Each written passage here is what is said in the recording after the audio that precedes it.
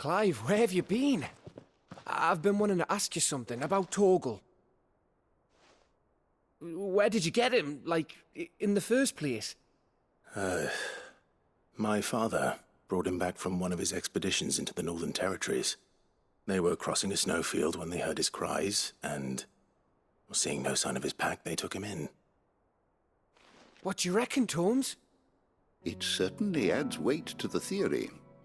Clive, I believe that Torgal may be no mere hound, but a rare frostwolf, an animal native to the far northern reaches of Valisthea. In one of our oldest bestiaries, I found reference to a frostwolf who served as guardian to an ancient queen of the north. Such was his mastery over ether, he could cast magics on command. His name was Fenrir. Fenrir the Frostwolf. Now, the annals do not state it explicitly, but I have reason to believe this queen was a dominant of Shiva, a girl from the Northern Territories and her faithful hound. One awakens as the dominant of Shiva, and the other? You're saying that Jill granted Torgal his powers? What? Just like Fenrir. People called him my hound, but Torgal and Jill were inseparable. He grew up as a faithful companion to the dominant of Shiva, and years later, his powers awakened, just when his master needed him the most. You're right. If it weren't for Torgal blasting those bastards to Kingdom Come, Jill would have been for it. Quite. Though Torgal's power is his own, his latent birthright as a frostwolf, it had only to be unlocked. Oh, get you, Torgal! You're an even finer hound than we thought. And regarding your original concern, you need not fear for Torgal's health. Why, the beast has the appetite of a behemoth. Just this very morn, I found him with his nose buried in my nuts.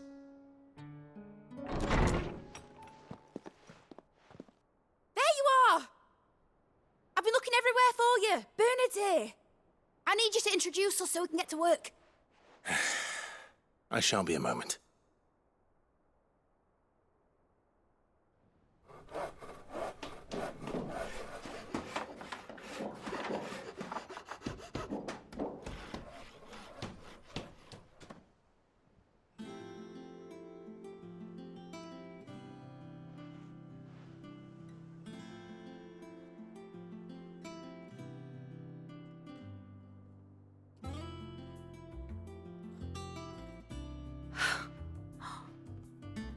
Brilliant.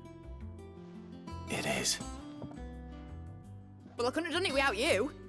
You and everyone else. But I promise I'll pay you back. I'm gonna work my fingers to the bone for you lot, starting right now. Just you wait. I'll make wonders like this world's never seen. Then I look forward to seeing them.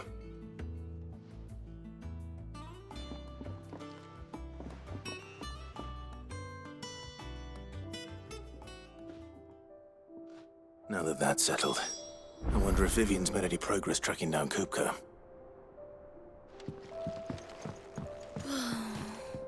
I wish Miss Midador would let us help her with her dungeoneering. I wonder what she's going to dungeoneer next. Let's go and ask her. We have everything we need to begin work in earnest.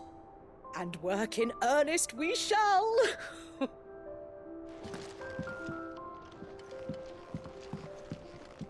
Thanks for before, son. That was a good deed you did me. Only right I do you one in return. Though I did wonder if I'd bit off more than I could chew when Mid showed me her plans for the place. If she hadn't been there to tell me what to do, I wouldn't have known where to start. Thanks for letting me do this, Clive. I'll pay you back, I promise.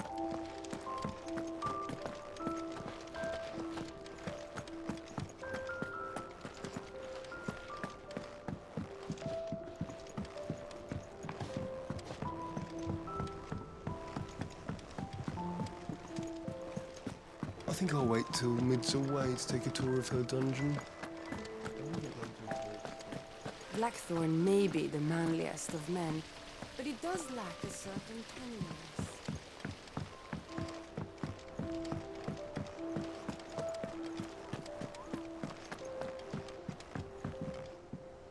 How goes the hunt for Kupka? Largely in circles. We have myriad sightings of strange soldiers in unexpected places, but nothing definitive as yet. If only we knew for certain by what route he left Rosalith. Well, keep at it. If anyone can piece this puzzle together, it's you. And I'm willing to wait as long as it takes.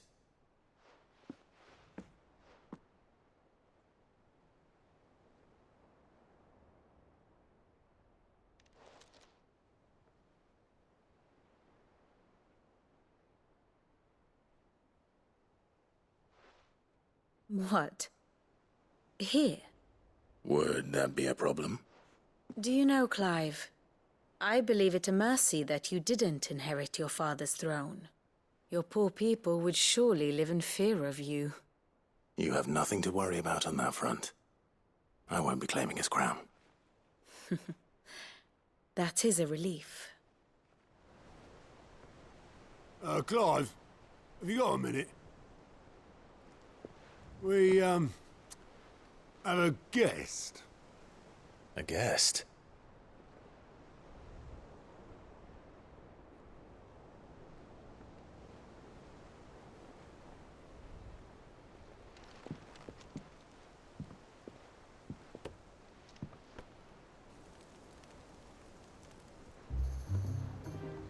For your trouble.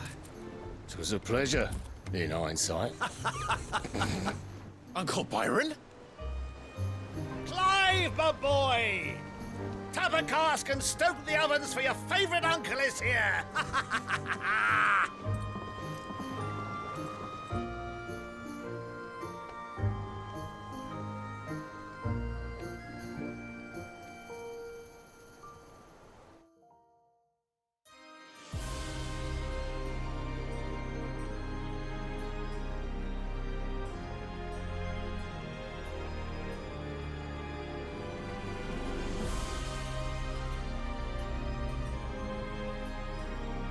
The Dalmekian government sues for peace. How shall we respond? If they're willing to accept their fault in the matter, I see no reason to refuse them. Still, we must insist on substantial reparations. Twinside stores are not as bottomless as reported. Aye, and we have many more mouths to feed. We shall just have to have the Dalmeks empty their treasuries for us.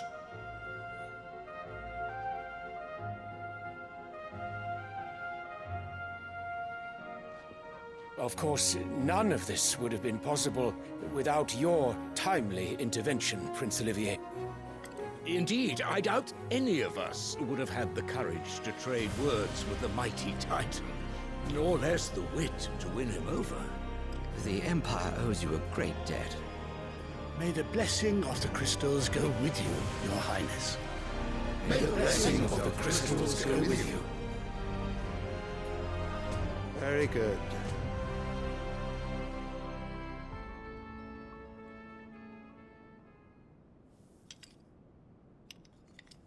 Now, let us come to the question of precisely when the Dalmeks will withdraw their troops. Dion's fire could rid us of them in mere moments. The men of the Fist will not withdraw until a peace treaty is concluded. So let us keep the negotiations open, give them time to gather what gold and trinkets they can, and once they deliver that which we demand, what worth is a piece of parchment? Your Radiance, were Prince Dion to take the field, the enemy would surely send their own dominant to meet him. And while His Highness would of course prevail, there would be heavy losses on both. You need not fear Hugo Kupka. He is engaged on the Western Front. Even were the Dalmeks to send for him, he would not arrive in time.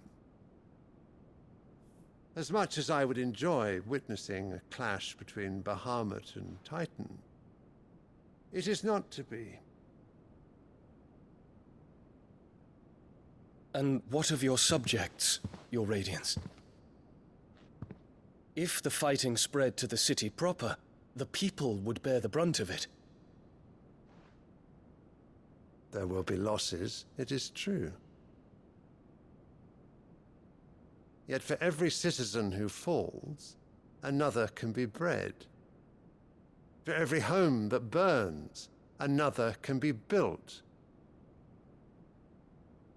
The Empire will live on.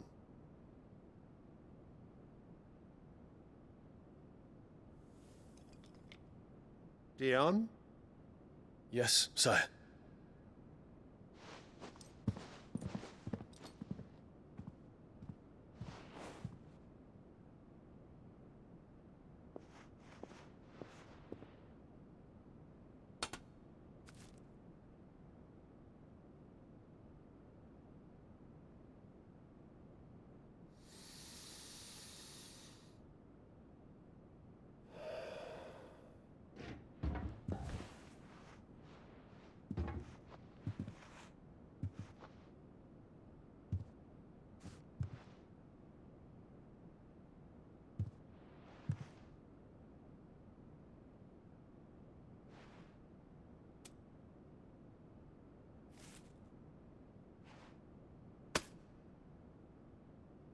Prepare for battle. But sire... Do not make me repeat myself. Return to your camp and await my orders.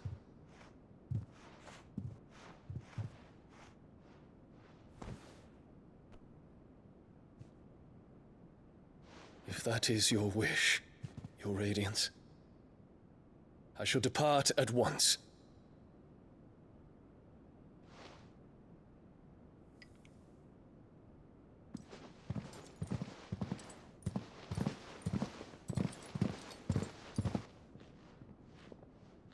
May Gregor forgive you.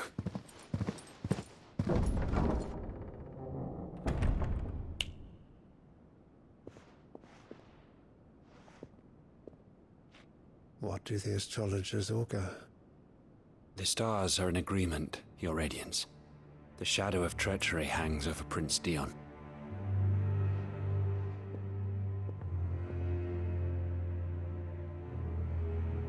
So Annabella's tales were true.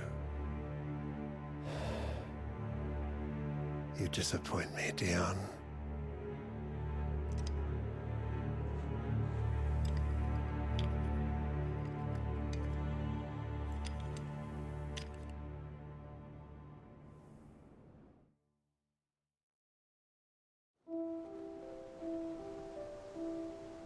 What on earth is Uncle Byron doing here?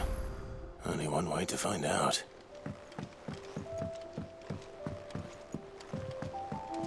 The little uns have been up to their own. It's just one thing after another around here.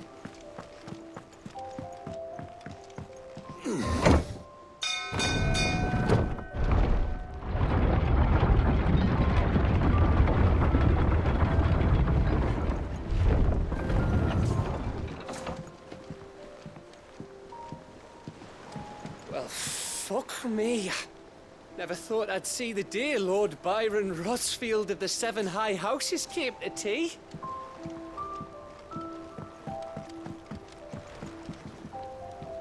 Ah, my dear nephew. How I've missed you. How did you find this place, Uncle? Through the good offices of young Sir Wade. He really is the most helpful fellow. As are you, I hear. The Guardians and those they freed tell the most outlandish tales of your heroics in Rosalith. Which is why I came, to learn the full truth of the matter. Sort the fact from the fiction, so to speak. You were working with the Guardians of the Flame to evacuate the people of Rosalith to Port Isolde. I was, aye. Then I have questions for you. Please, come inside, Uncle. Gladly. You there? There are 2,000 gold talents in those chests. See that they're added to my nephew's coffers, would you? 2,000?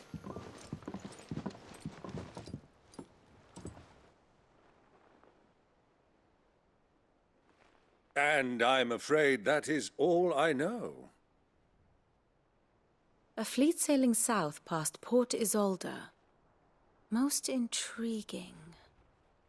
Forgive me for not being able to tell you more. I hadn't the faintest idea Kupka withdrew wounded from Rosalith. Still less that my own nephew dealt the decisive blow. What do you think, Vivian? I think, with this news of the Dhalmekian fleet and recent reports of the Royalists' movements, that the final piece of the puzzle has fallen into place. Come here and I'll show you.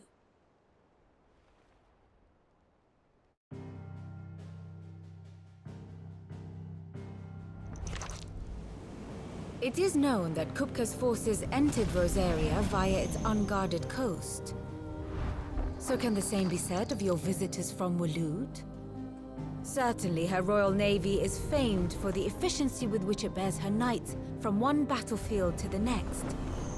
And in the Einherjar, or Black Galleon, she boasts a vessel nigh as swift and every bit as feared as the kingdom's legendary cavalry. A fitting flagship for a land apart, her naval presence being crucial to her ambitions beyond Ash.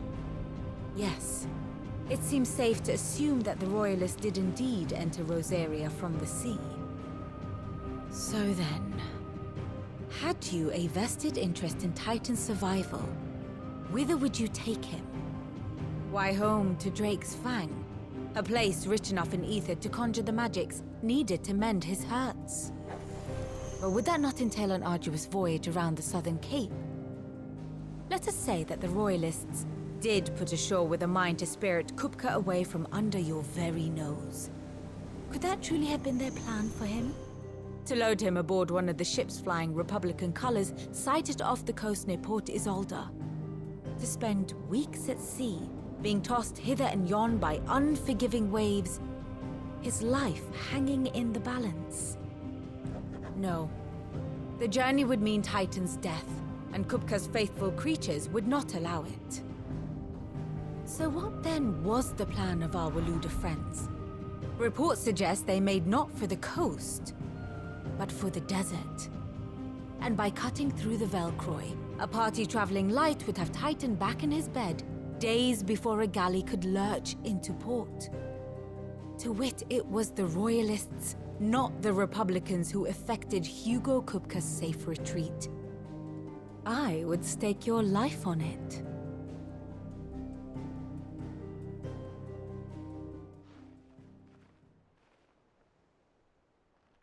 So it was the Waluders who spirited the wretch away. Now I think about it, there was something a little strange about the ships I saw.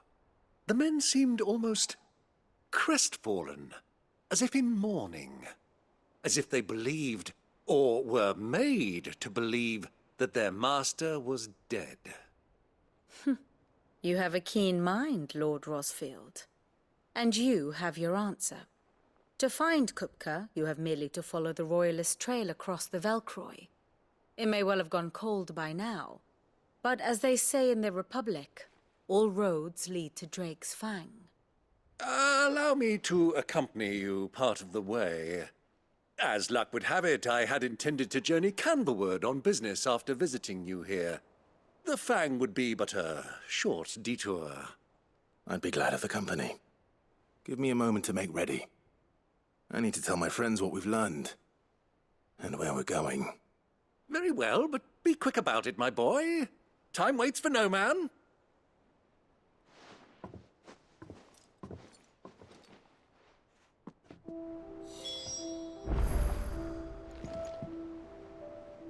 And how may I assist you today?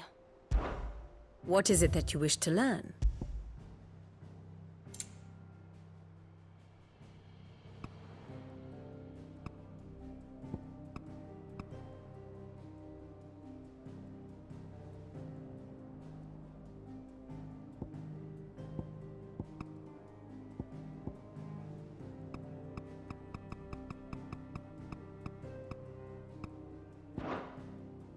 One must understand one's place in the world.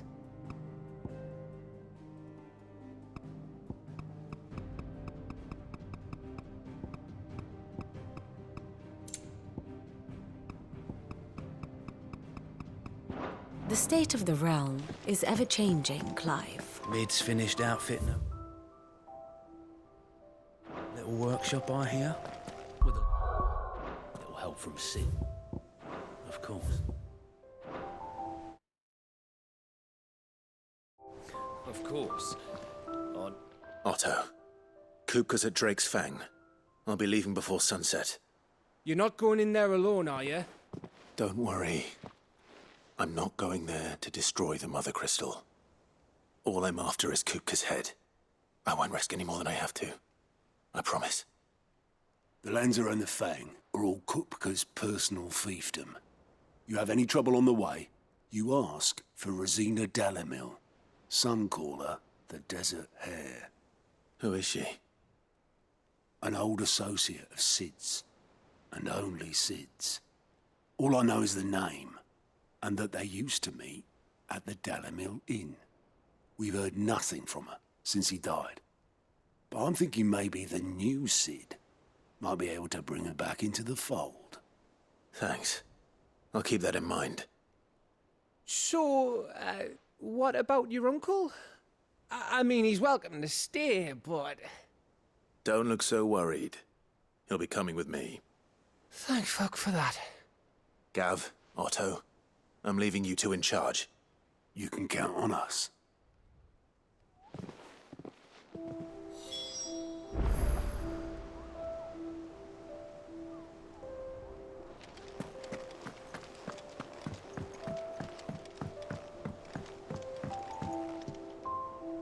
All right, Uncle. I'm ready to depart. Shall we? We shall. Come, let us away to adventure.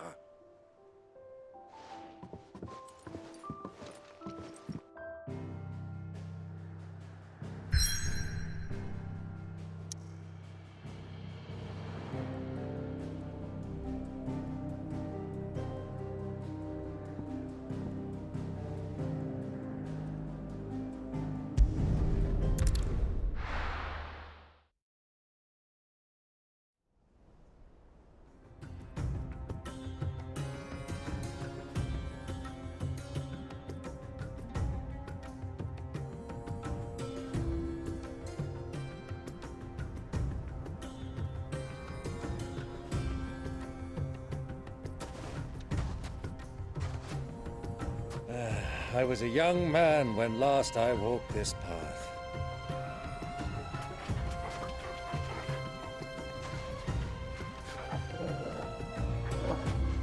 There's an old trading post not far from here. The road to Drake's Fang leads through it. The trading post it is.